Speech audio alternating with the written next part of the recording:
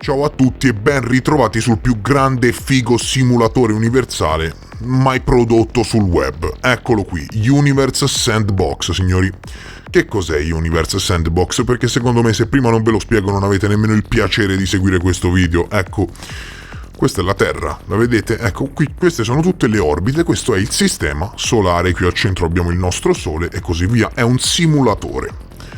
Che cos'è un simulatore? È uno strumento, ok, che può essere utilizzato sia da un'università per studiare le diverse simulazioni aggiungendo, togliendo un oggetto o modificando un corpo celeste per studiare le eventuali conseguenze, o può essere un mezzo utilizzato dagli squilibrati mascherati che vengono a scherzare sul web. Ecco, signori, ha delle potenzialità stratosferiche. Ora, a parte gli scherzi, può essere utilizzato in migliaia di modi. Vedete, questa è la Terra, ora stiamo andando ad una velocità assurda di 15 giorni al secondo, ecco, 15 giorni al secondo, quindi rallentiamo un pochino. Questa è la Terra, eccoci qui cari signori, eccoci qui, rallentiamo ancora un pochino la simulazione, perché puoi fare le cose e poi dare il via alla simulazione, no? Questa è la Terra, se andiamo nelle impostazioni possiamo fare 3000 cose, perché vi dicevo che volendo è un grandissimo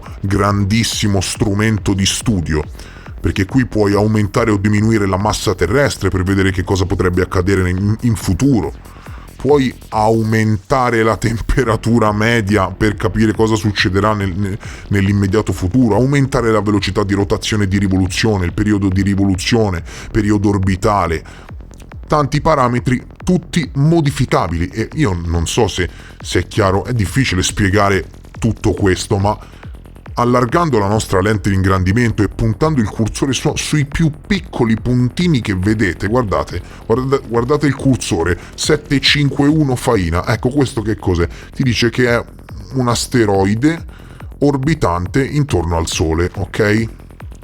Quindi possiamo avere a che fare con tutta una serie di corpi celesti, ecco, ma non solo. E te dirai, va bene, dai, giochi con il sistema solare. No, attenzione. Sì, ci possiamo divertire, ma aprendo le simulazioni, qui ci sono delle simulazioni preimpostate che hanno senso, ok? Hanno molto senso. Questa è una simulazione preimpostata, simulazione vista dal vivo con la posizione esatta di pianeti, lune e addirittura, pensate, veicoli spaziali dal vivo. Quindi è anche uno strumento di informazione, no? Leggiamo cosa ci dice. Vista dal vivo, pianeti, lune e veicoli spaziali. Qui puoi vedere le posizioni attuali degli oggetti nel nostro sistema solare. La velocità di simulazione è impostata su tempo reale. Ok, il nostro sistema solare ospita 8 pianeti, 4 pianeti interni terrestri e 4 pianeti esterni giganti, la cintura di asteroidi tra Marte e Giove e gli oggetti transnettuniani oltre Nettuno. Notevoli pianeti nani e altri grandi oggetti includono Cerere nella cintura degli asteroidi, Plutone, eccetera. Questo, signori, è dal vivo il nostro sistema solare.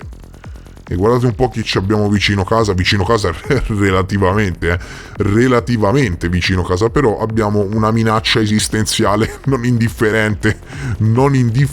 Guardate l'orbita di questi, quanti sono questi asteroidi? Ma clicchiamone uno a caso, eccolo, abbiamo Elara, addirittura è una luna orbitante di Giove, ok?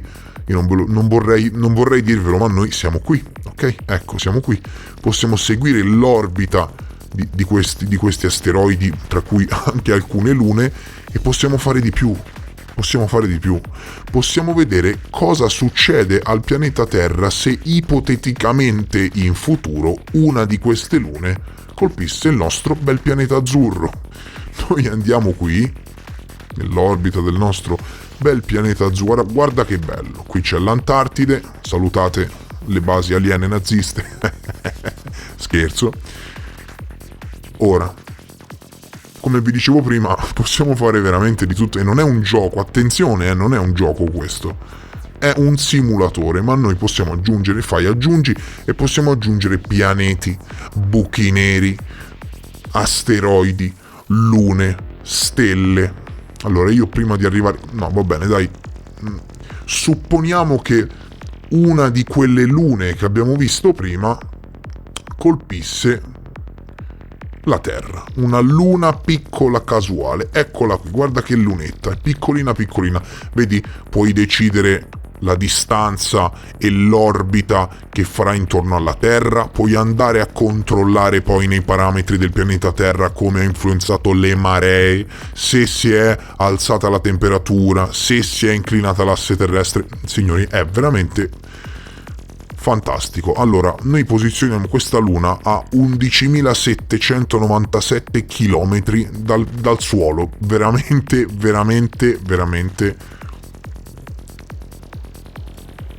Ecco, ne abbiamo... No, questa però la togliamo. Ok, quindi noi dove siamo? Abbiamo posizionato Destas in orbita intorno alla Terra, così a caso, così molto a caso, cioè assolutamente a caso. Ok, ora, apparentemente non succede niente, perché noi stiamo andando in tempo reale, magari nei primi 20 giorni non succede niente, però signore andiamo a controllare, quindi sono passati secondi, ok? Io posso anche accelerare la simulazione, ma per ora vediamo cosa è cambiato. Velocizziamo la simulazione ancora di più. Ecco, si è già scontrata la Luna con la nostra... No, non si è scontrato niente, si è creato del pulviscolo. Si sta creando del pulviscolo, quindi io penso che... Vedete? Si crea del pulviscolo e quindi passano meno raggi solari. Vediamo se si abbassa la temperatura. Vediamo se si abbassa qualcosa la densità, la gravità superficiale.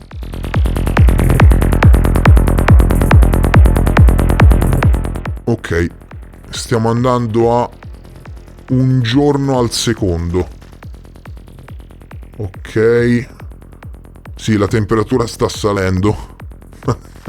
La temperatura sta salendo. Ok, calma.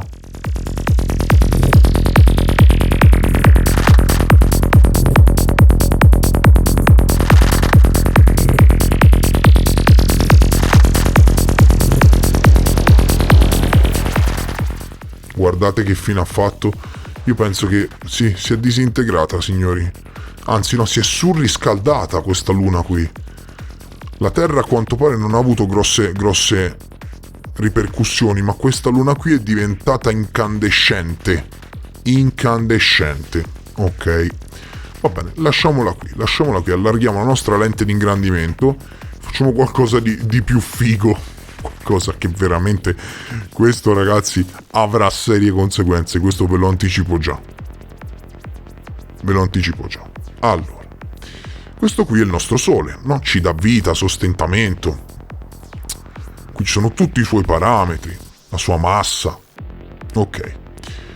Se noi andiamo su strumenti e facciamo aggiungi e poi andiamo su stelle, qui c'è tutta una serie di stelle, no? Anche per farvi rendere conto delle grandezze cosmiche, perché il Sole è grande, sì, ma è grande rispetto a cosa? Attenzione, è grande, ma grande rispetto a cosa? Ecco qui cosa abbiamo messo qui? Qui abbiamo messo una stella, attenzione, sì, ancora, non so quante stelle abbiamo messo, no, toglile, elimina oggetto, subito.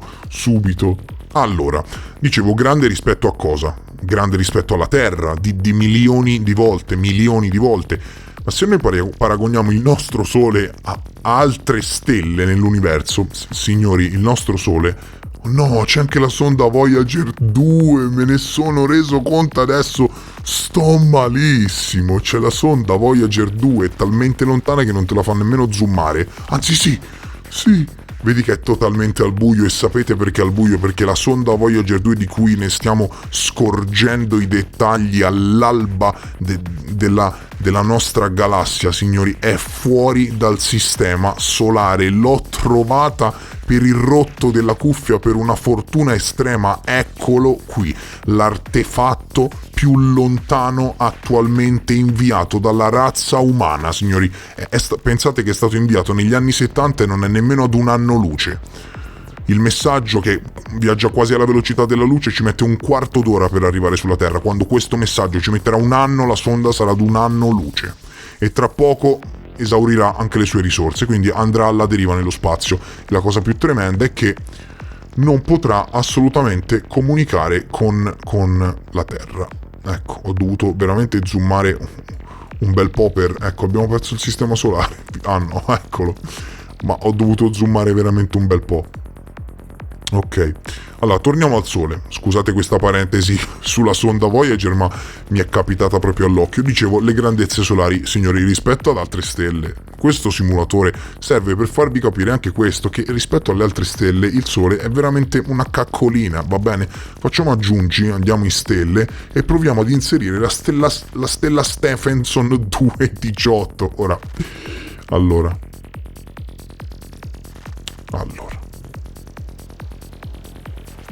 Mettiamoci in una posizione... Mamma mia, ma cosa è successo? No, cosa è successo? Comunque qui c'è la sonda Voyager 2 e qui la sonda Voyager 1. Qui, signori, è successo qualcosa. Prima... No, qui è successo qualcosa. Qui è successo qualcosa di molto brutto. Prima, sbagliando, ho aggiunto 2-3 stelle vicino al Sole, sono cambiate tutte le orbite.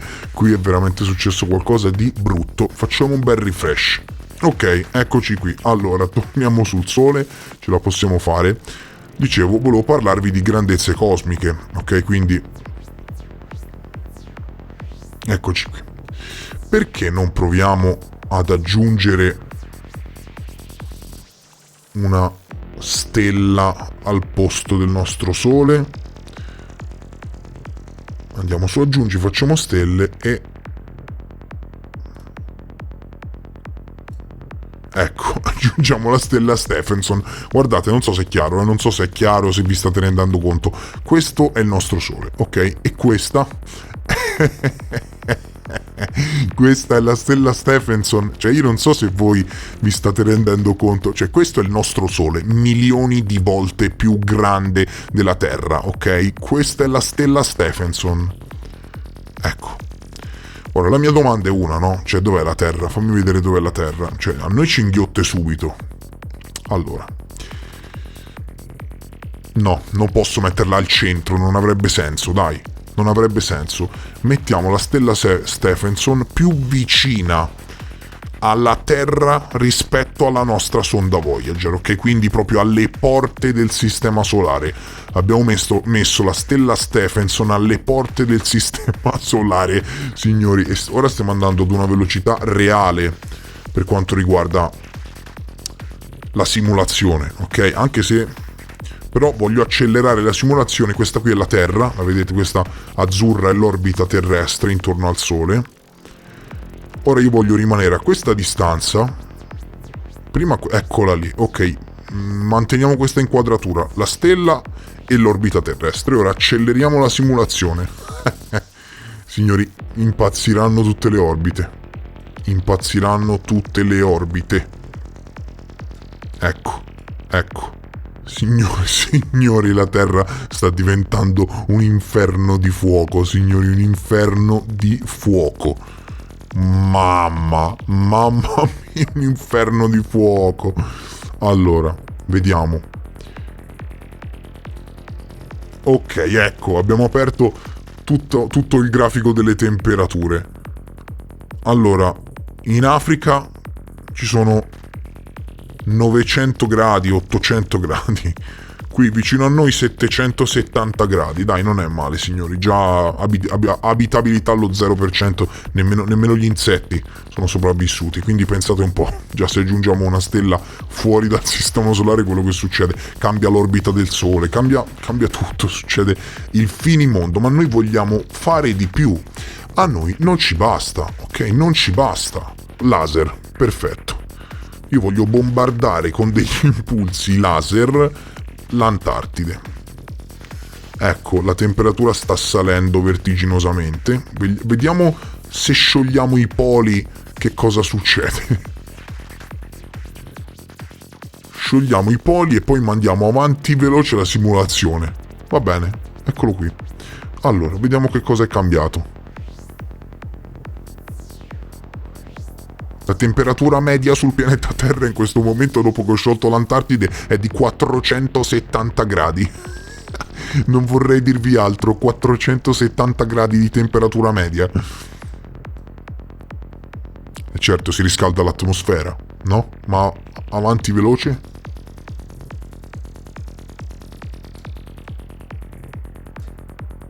Un'ora al secondo? Il telescopio spaziale Hubble è impazzito. Quello che vedete serpenteggiare qui davanti alla Terra è il telescopio spaziale Hubble. Guardate le orbite del telescopio, sono impazzite.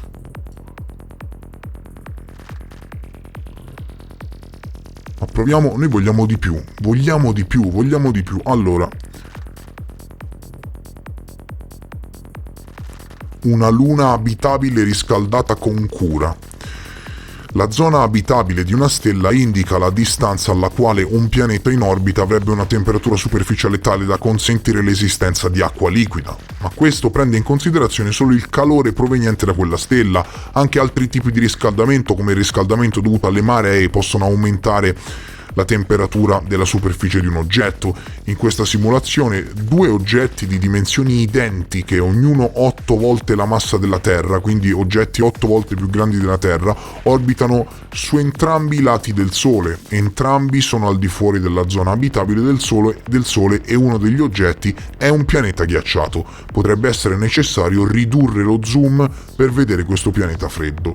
L'altro oggetto orbita attorno a un gigante gassoso la cui gravità crea forze di marea che riscaldano questa luna abbastanza da renderla abitabile. Da rendere abitabile la sua superficie. Allora, alziamo lo zoom. Eccola qui. Allora, qui c'è il Sole. Da una parte abbiamo un gigante gassoso, dall'altra il pianeta freddo e quindi e la Luna. È una Luna che ci orbitava, l'ho vista. Eccola qui. Quindi ecco, sembra abitabile. Ecco, infatti l'ha detto nella descrizione. Su questo per ora. Torniamo un secondo seri. Facciamo i seri. Avete idea di che cosa stiamo parlando, vero? Solo nella galassia, solo nella Via Lattea, ci possono essere miliardi di pianeti abitabili e forse abitati e anche lune di questo genere. Guardate che situazione ha ricreato il simulatore. Abbiamo una luna che orbita intorno a un pianeta gassoso fuori dalla zona abitabile della sua stella, ok? E dall'altra parte un pianeta freddo, un pianeta completamente ghiacciato.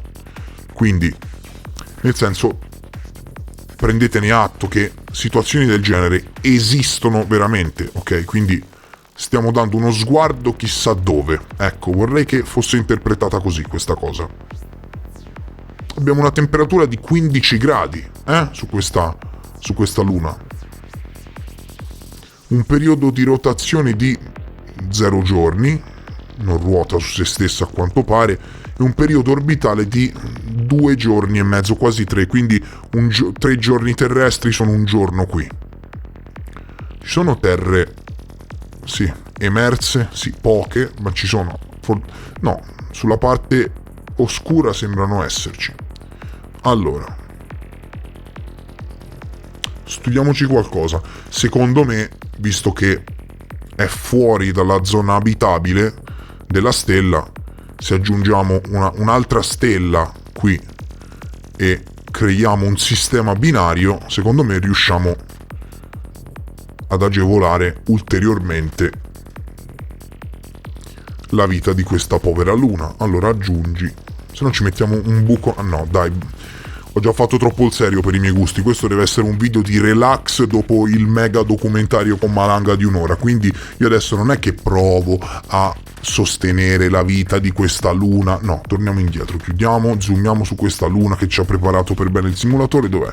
Qui? Allora, io adesso metto un buco nero con 1 milione di masse solari al posto della sua stella. Ok, vediamo cosa succede. Allora, Io ora faccio inghiottire la sua stella da un buco nero con 1.000.000 di masse solari. Aggiungi, proprio perché vogliamo esagerare, aggiungi, eccoli qui, black hole, buco nero con 10 milioni di masse solari. Ok, ecco, allora, eccolo qui, guardate che spettacolo.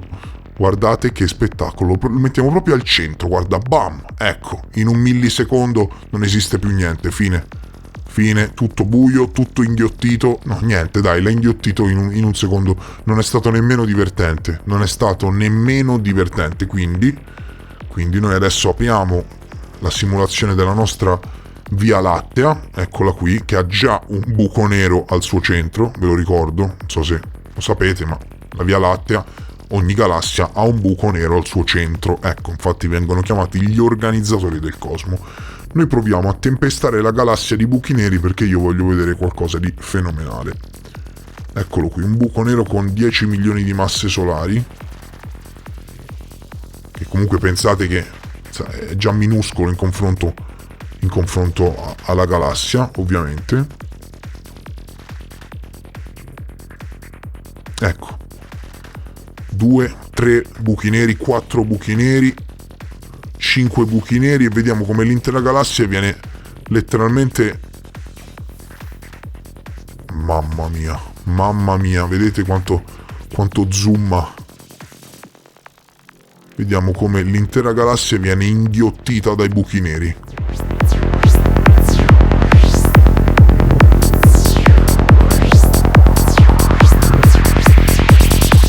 Buchi neri contro buchi neri, eccoli qui. No, ma andiamo sulla Terra, voglio vedere cosa succede se il buco nero lo piazziamo accanto al pianeta Terra. Terra con rotazione sincrona. Guarda, vuoi vedere come si fa presto a levargli questa rotazione sincrona? Guarda, aggiungi buco nero con 100 milioni di masse solari e andiamo tutti a casa. Eccolo qui. No, vabbè, dai. Mettiamolo qui, mettiamolo fuori dal sistema solare. Ecco, mettiamolo qui. Esatto, ecco, fine. Avete visto? Avete visto? Fine. Va bene, noi abbiamo scherzato molto, ma questo strumento, come vi dicevo prima, signori, è un'enorme risorsa per chi vuole studiare e addentrarsi all'interno del cosmo. Qui stiamo simulando una supernova. Sapete cos'è una supernova? Una supernova è quando una stella enorme esplode. Quindi esplode, si alimenta, ok, e produce questa meraviglia.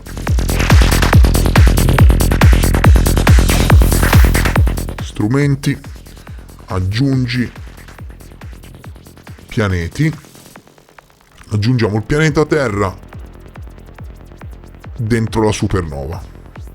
Ecco, la Terra è diventata una mezzaluna in un secondo, un pianeta ghiacciatissimo. Ok, perfetto. Qui abbiamo una bella ricostruzione. Può sembrare difficile da credere all'inizio, ma è vero. Se si allineassero tutti i pianeti del nostro sistema solare da un lato all'altro, riuscirebbero a inserirsi tra la Terra e la Luna. Capito? Cioè, capito cosa ha detto?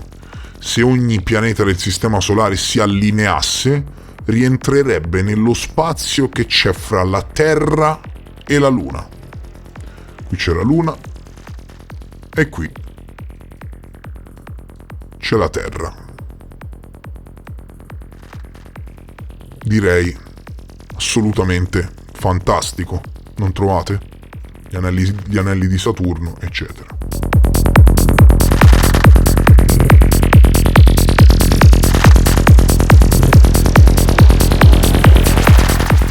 Ok, qui invece in questa simulazione possiamo osservare l'approccio più vicino al Sole della sonda solare Parker. Il 12 agosto 2018 la NASA ha lanciato la sonda solare Parker, una sonda progettata per studiare la corona del Sole. La sonda prende il nome dall'astrofisico Eugene Parker, che per primo ha coniato il termine vento solare per descrivere il flusso di particelle energetiche della corona. Trasporta strumenti per misurare queste particelle e il campo elettromagnetico del Sole. Nel corso della sua missione di 7 anni, la sonda solare Parker orbiterà il Sole 24 volte. Quindi, capito, parliamo di cose tuttora all'attivo. Eccola qui. Guarda che bella, guarda che strumento che è questo, a parte le cavolate, distruggere pianeti e inserire buchi neri nell'orbita terrestre. Però guardate che strumento clamoroso che è questo simulatore. Ci sono anche le mappe già sincronizzate di tutto il sistema solare con gli attuali satelliti e corpi orbitanti intorno alle determinate lune e ai determinati pianeti. È veramente fantastico. Questa è la sonda solare Parker, che ci insegnerà a prevedere un'estinzione data da una grande eruzione solare, signori. E quello che abbiamo visto, quindi che gli ha orbitato da questa parte, è stato l'approccio più vicino della sonda solare Parker al Sole. Mi ci sbizzarrisco, ci passo le ore e volevo condividere con voi tutta questa meraviglia.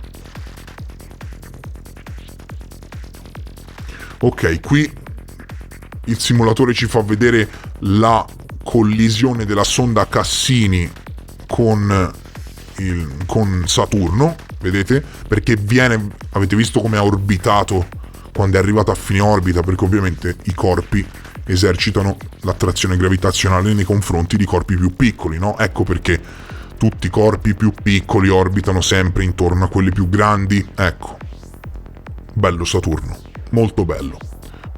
Ok, in un video, signori, realizzato sul canale pochissimo tempo fa, vediamo chi se lo ricorda nei commenti, ecco, abbiamo parlato esattamente di questo, di quello che avete appena visto.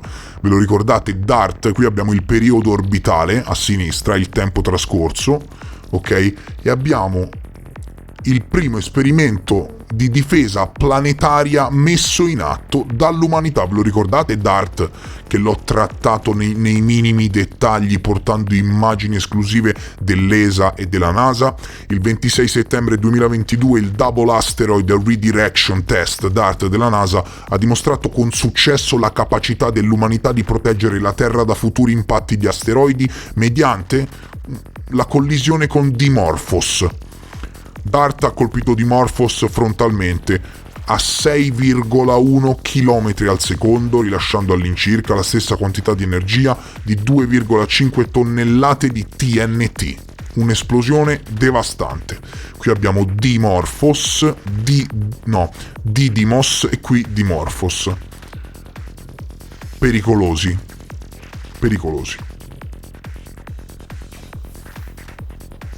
C'è una piramide, signori. C'è una piramide. No, è la sonda. C'è una piramide oscurata. Ma che cos'è? C'è una piramide. La vedete contro luce?